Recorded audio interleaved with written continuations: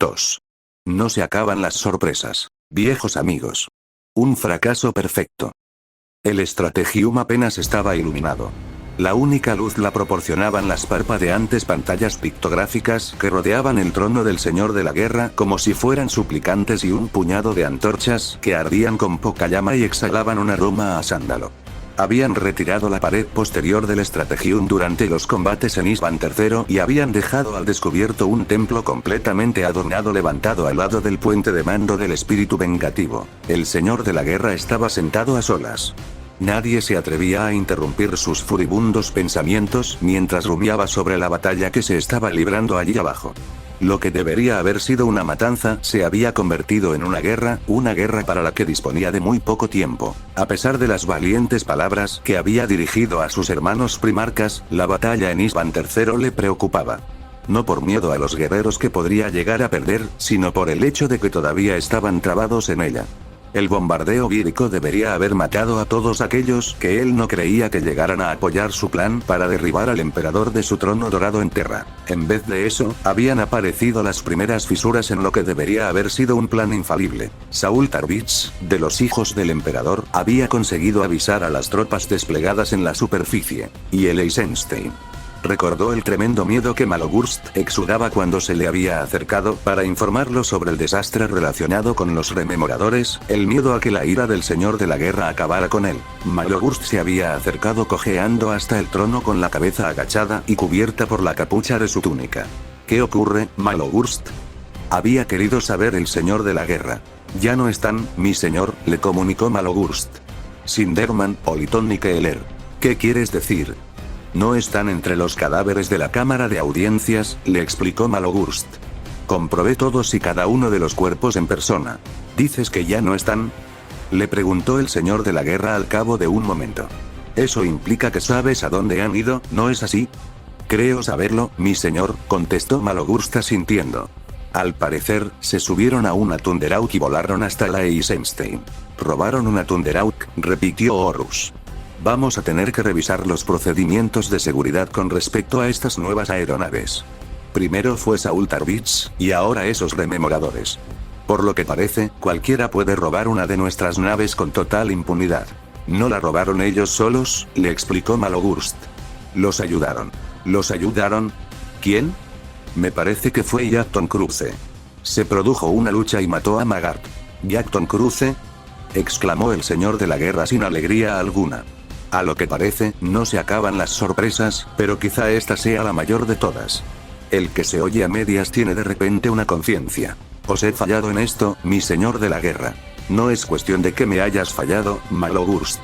Errores como estos no se deben producir nunca. Cada vez aparecen más y más asuntos que apartan mi atención de esta batalla. Dime, ¿dónde se encuentra ahora mismo la Eisenstein? Intentó romper el bloqueo de nuestra flota para llegar hasta el punto de salto del sistema. Has dicho que lo intentó, comentó Horus. ¿Lo logró? Malogurst se quedó callado un momento antes de contestar. Varias de nuestras naves interceptaron a la Eisenstein y la dañaron seriamente. ¿Pero no la destruyeron por completo? No, mi señor. Antes de que tuvieran tiempo de hacerlo, el comandante de la Eisenstein efectuó un salto de emergencia al espacio disforme, pero la nave estaba tan dañada que no creemos que haya conseguido sobrevivir a semejante traslación. Si lo logra, todo el calendario de mis operaciones se verá afectado. El espacio disforme es peligroso, mi señor. Es muy improbable que... No estés tan seguro de ti mismo, Malogurst, le advirtió Horus. La fase Isban V es un momento crítico para nuestro éxito, y si la Eisenstein transmite nuestros planes a Terra, puede que lo tengamos todo perdido. Mi Señor de la Guerra, quizás si nos retiramos de la ciudad coral y organizamos un bloqueo alrededor del planeta, podríamos asegurarnos de que la fase Isban V se lleva a cabo tal y como estaba planeada. Soy el Señor de la Guerra y no me echo atrás en ninguna batalla. Le contestó Horus a gritos. Existen ciertos objetivos que se deben conseguir en la ciudad coral, objetivos de los que tú no tienes ni idea. A Horus lo sacó de sus disquisiciones el tintineo del aparato de comunicación que tenía integrado en uno de los reposabrazos del trono. Aquí el Señor de la Guerra, un holoproyector situado en el suelo, proyectó un gran rectángulo plano sobre el que apareció una imagen borrosa muy por encima del Señor de la Guerra. La imagen acabó por quedar definida. Era el rostro del comandante general Eidolon, que evidentemente se encontraba en el interior de su Land Raider de mando. El sonido de unas lejanas explosiones le llegó a través de la estática. Mi señor de la guerra, lo saludó Eidolon. Le traigo una noticia que debería escuchar. Dime, pero será mejor que sea una buena noticia, le replicó Horus. Oh, lo es, mi señor, insistió Eidolon. Eidolon, no lo alargues demasiado, le avisó Horus. Dímelo de una vez. Tenemos un aliado en el interior del palacio. ¿Un aliado? ¿Quién? Lucius. El período posterior a un combate era lo peor de todo. Los guerreros astartes estaban acostumbrados a soportar la tensión de tener que esperar a que un ataque se produjera, incluso al estruendo y el dolor en la propia batalla, pero Loken jamás había deseado un lapso de tiempo sin combates tanto como cuando vio los resultados de los mismos cuando estos acabaron. No sentía miedo o desesperación como un humano normal, pero sí sentía pena o culpabilidad como cualquiera. El último ataque de Angron había sido uno de los más feroces. El propio primarca lo había encabezado, lanzándose a la carga a través de las ruinas de la cúpula del palacio contra las defensas erigidas por Loken. Miles de devoradores de mundos con las armaduras cubiertas de sangre lo siguieron, y muchos de ellos todavía seguían tirados allá donde habían caído. Antiguamente, aquel lugar había formado parte del palacio. Era un bello jardín repleto de casitas de reposo, de lagos artificiales e incluso un templete con un techo que se abría al sol. En esos momentos no era más que una ruina repleta de escombros, con el templete derruido, algún poste decorado de forma incongruente o los restos astillados de un puente ornamental. Los cuerpos de los devoradores de mundos se concentraban principalmente en la barricada delantera, una línea de escombros amontonados y de barrotes metálicos rematados por puntas afiladas que habían erigido los lobos lunares. Angron había atacado con todas sus fuerzas y Torgadón había entregado la posición, aunque provocando una auténtica matanza entre los devoradores de mundos antes de que sus adeptus astartes retrocedieran en orden hacia las defensas de la entrada a la cúpula central del palacio. La artimaña había funcionado, y las filas de los devoradores de mundos se habían desorganizado por completo cuando cargaron contra la posición de Loken. Muchos murieron por los disparos de las armas que Tarbitz había colocado sobre las barricadas. Para cuando Loken había desenvainado la espada, lo único que hacía seguir luchando a los devoradores de mundos era el impulso inicial. No tenían forma alguna de conseguir la victoria. Los cadáveres de los lobos lunares estaban entremezclados con los de los devoradores de mundos. Eran guerreros a los que Loken conocía desde hacía años. Aunque el estruendo de la batalla ya había cesado, a Loken le pareció que todavía se oían los ecos de las hachas y espadas sierra atravesando las armaduras y el silbido de las ráfagas de proyectiles Volter al atravesar el aire. Esta vez ha estado muy cerca, Gabriel, dijo una voz a la espalda de Loken. Pero lo hemos vuelto a conseguir. Loken se dio la vuelta y vio que se trataba de Saul Tarbitz, que salía de la cúpula central. Sonrió al ver a su amigo y hermano de batalla, un individuo que había ascendido mucho desde que lo conoció como un simple oficial de línea en muerte hasta convertirse en el comandante de los supervivientes a la traición de Horus. Angron volverá, le comentó Loken. Pero su estratagema falló, respondió Tarbitz. Saúl, no les hace falta abrir una brecha en nuestras defensas, le explicó Loken. Horus tan solo tiene que ir eliminándonos hasta que no quede casi nadie con vida. Entonces, Angron y Eidolon no tendrán más que darse un paseo. No te olvides de los hijos de Horus del Señor de la Guerra, le recordó Tarbitz. Loken se encogió de hombros. No hace falta que se impliquen todavía. Eidolon ansía la gloria de la victoria, y los devoradores de mundos están simplemente ansiosos de sangre. El Señor de la Guerra no tendrá problema alguno en dejar que otras legiones nos agoten antes de que los hijos de Horus ataquen. Pues ha cambiado de táctica, le informó Tarbitz. ¿Qué quieres decir? Acabo de hablar con Lucius, le explicó Tarbitz. Me ha dicho que sus especialistas en comunicaciones han conseguido romper el código de los mensajes de los hijos de Horus. Algunos de tus viejos amigos van a bajar desde el espíritu vengativo para dirigir la legión. Loken apartó la mirada del campo de batalla, repentinamente interesado. ¿Quiénes? Ezequiel Abaddon y Horus Aximand, respondió Tarbitz. Al parecer, van a ser los encargados de hacer sentir a la ciudad la ira del Señor de la Guerra. Creo que los hijos de Horus van a entrar en escena dentro de poco. Abaddon y Aximand, los architraidores, hombres a los que Loken había admirado durante tanto tiempo y que formaban el corazón del Mournival. Ambos guerreros formaban la mano derecha de Horus, y Loken se imaginó las diferentes posibilidades que ofrecía aquella información. Si se quedaban sin los dos elementos que se mantenían del Mournival, una parte crucial de la legión moriría, y eso sería el comienzo de un desmoronamiento al carecer de unas figuras tan inspiradoras. Saúl, ¿estás seguro de eso? Le preguntó Loken con vehemencia. Todo lo seguro que puedo estar, pero lo cierto es que Lucius parecía bastante emocionado con la noticia. ¿El mensaje indicaba dónde aterrizarían? Quiso saber Loken. Sí, así es, respondió Tarvitz con una sonrisa. En la Basílica Macariana, al otro lado del palacio. Es un templo de grandes dimensiones con una torre en forma de tridente. Tengo que encontrar a Tarik. Está con Nero Vitus, ayudando a Abaddon con los heridos. Gracias por traerme esta noticia, Saúl, le dijo Loken con una sonrisa cruel. Esto lo cambia todo. Lucius miró al otro lado de la columna acribillada a balazos y estudió en la oscuridad, pero con atención, una de las zonas de combate que se extendían entre las ruinas del palacio. Sobre las losas destrozadas yacían montones de cadáveres, de bolters y de hachas sierra, allí mismo donde habían caído. Muchos de los cuerpos estaban todavía trabados en su último y letal combate. A Lucius no le había costado mucho escaparse del palacio. El peligro más importante habían sido los francotiradores de las escuadras de reconocimiento que las fuerzas del Señor de la Guerra habían desplegado entre las ruinas. Lucius había detectado movimiento varias veces entre las ruinas de unos cuantos edificios y se había puesto a cubierto en los cráteres de las explosiones o detrás de las pilas de cadáveres. Se había tenido que arrastrar por la suciedad y bajo la oscuridad, como un simple animal, y eso había sido algo humillante, aunque la visión y el olor de aquellas zonas de combate todavía conseguían llenarle los sentidos de un modo revitalizador. Salió con prudencia a la plaza. Los cuerpos que yacían tirados en el suelo por doquier habían sido masacrados, abiertos en canal por hacha sierra o machacados a golpes. Nada artístico, se dijo a sí mismo un momento antes de que una figura de armadura púrpura y dorada surgiera de entre las sombras. Una veintena de guerreros lo siguieron, y Lucius sonrió al reconocer al comandante general Eidolon. Mi comandante general, dijo Lucius. Es un placer verle de nuevo. Maldita sea tu pleitesía. Le soltó Eidolon. Eres doblemente traidor. Puede que sí, contestó Lucius al mismo tiempo que se ponía en cuclillas, recostado contra una columna rota de mármol negro. Sin embargo, he venido a darle lo que quiere. Ja. Se rió Eidolon con tono de burla. ¿Qué es lo que tú puedes darnos, traidor? La victoria, contestó Lucius. ¿La victoria? Repitió Eidolon, riéndose de nuevo. ¿Crees que necesitamos que nos ayudes para conseguirla? Os tenemos atrapados. Uno por uno, muerto a muerto, y la victoria será nuestra. ¿Y cuántos guerreros se perderán para poder conseguirla?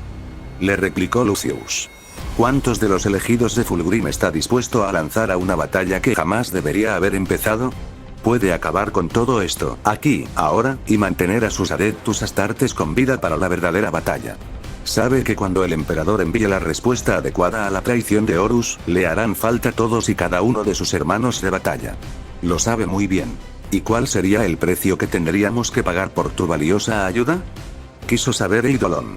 Muy fácil. Quiero volver a la legión. Eidolon se le rió en la cara, y Lucius sintió la canción de muerte recorrerle dolorosamente todo el cuerpo, pero obligó a la música de la matanza a permanecer en el interior de su cuerpo. ¿Lo dices en serio, Lucius? Le preguntó Eidolon. ¿Qué te hace pensar que te queremos de vuelta en nuestras filas? Necesita a alguien como yo, comandante. Quiero ser parte de una legión que respete mis habilidades y mi ambición. No me conformo con seguir siendo un capitán para el resto de mi vida, como hace ese infeliz de Tarvitz. Quiero estar al lado de Fulgrim, que es el lugar que me corresponde. Tarvitz. Exclamó Eidolon con furia. ¿Todavía está vivo? Todavía está vivo, le confirmó Lucius.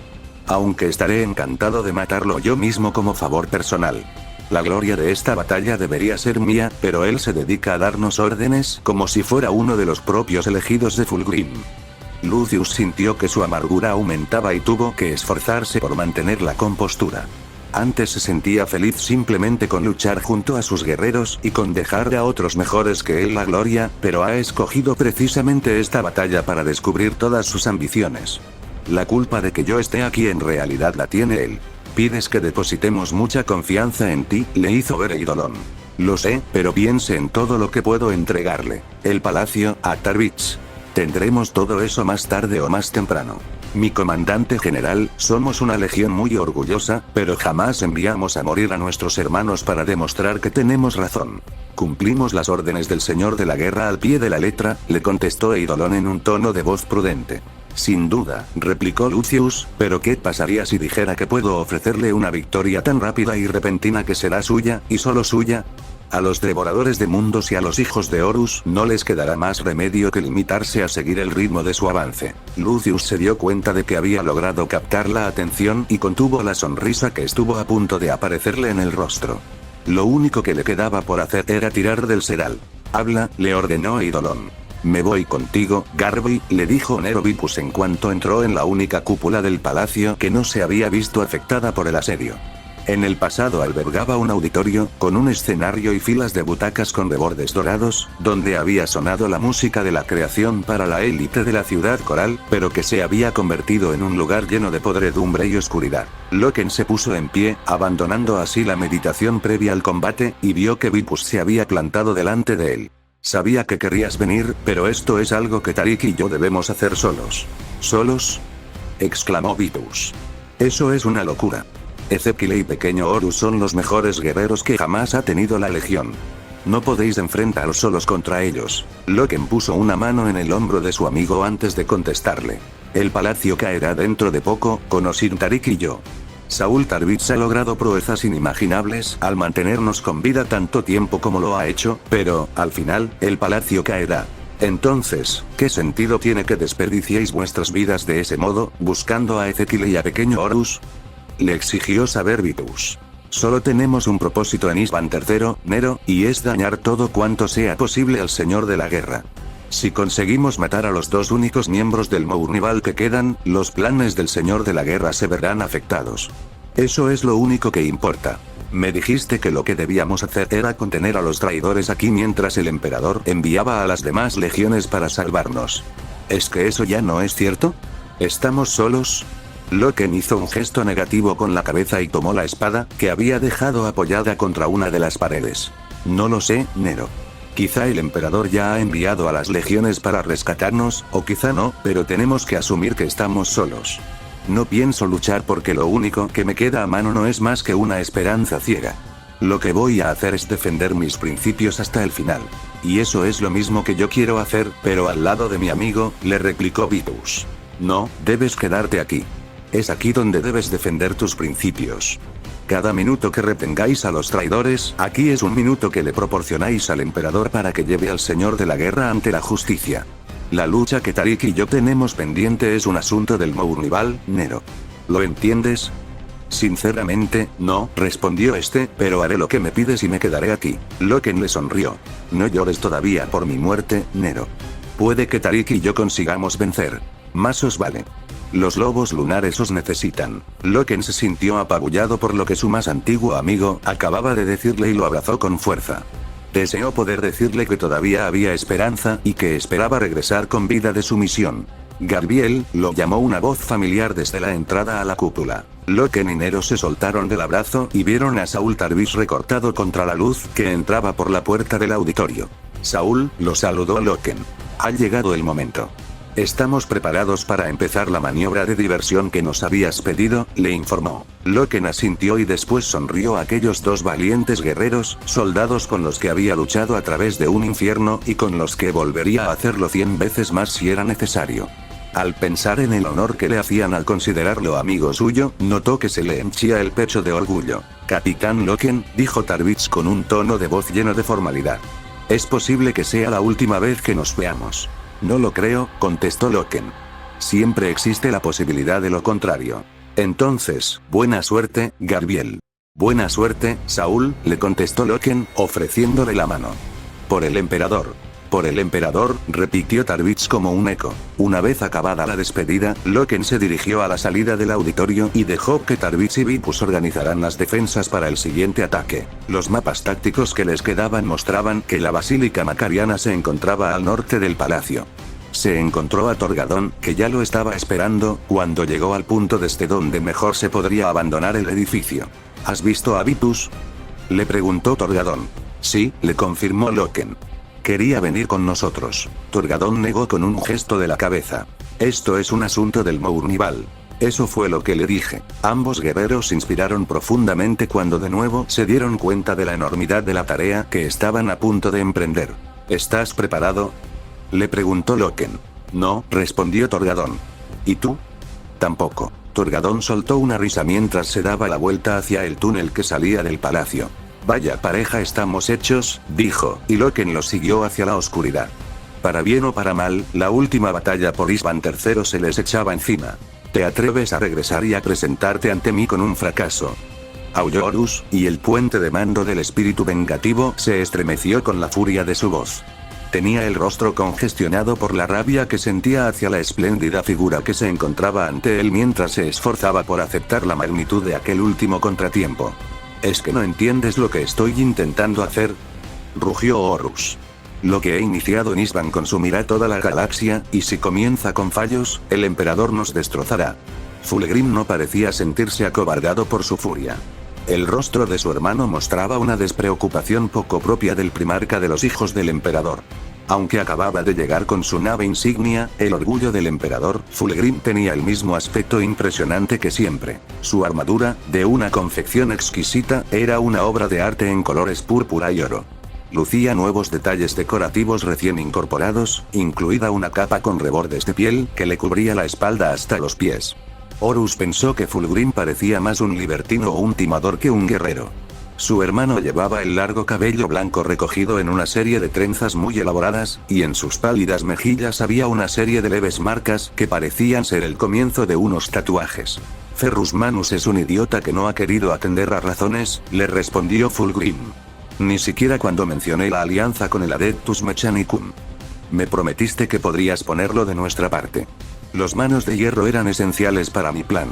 Lo preparé todo en Isvan III con la seguridad que me diste de que Ferrus Manus estaría de nuestro lado.